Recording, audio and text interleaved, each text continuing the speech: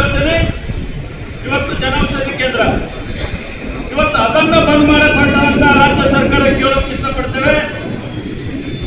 ಯಾವ ಆಧಾರವನ್ನು ಇಟ್ಕೊಂಡು ನೀವು ಬಂದ್ ಮಾಡ್ತಾ ಇದ್ದೀರಿ? ಇವತ್ತು ಅನೇಕ ಬಡ ಜನರು ₹100 ಇದ್ದಂತ ಔಷಧ ₹5, ₹10 ತಗೊಂಡು ಇವತ್ತು ಪ್ರತಿ ತಿಂಗಳಿಗೆ ಅವರಿಗೆ ಸಾವಿರಾರು ರೂಪಾಯಿ ಉಳಿತಾಯ ಮಾಡ್ಕೊಳ್ತಾ ಇರುವಂತ ಬಡ ಜನರಿಗೆ ಇವತ್ತು ಹೊಟ್ಟೆ ಮೇಲೆ ಹೊಡೆಯುವಂತ ಕೆಲಸ ನೀವು ಮಾಡ್ತಾ ಇದ್ರಿ. ಇನ್ನೊಂದು ಕಡೆ ಇದೇ ಆವರಣದಲ್ಲಿ ಇಂದಿರಾ ಕ್ಯಾಂಟೀನ್, ಅಲ್ಲಿ ಯಾವುದೇ ಒಂದು ಊಟ ಇಲ್ಲ. ಹೀಗೆ ನಮ್ಮ ಪತ್ರಕರ್ತೆ ನೋಡ್ಬೋದು, ಅಲ್ಲಿ ಒಂದೇ ಒಂದು ಟಿಫಿನ್ ಸಿಗಲ್ಲ ಅಂತ ಒಂದು ಕಳಪೆ ಮಟ್ಟದ ಇನ್ನೊಂದು ಯೋಜನೆ ನೀವು ಚಾಲೂ ಮಾಡಿದ್ದೀರಿ.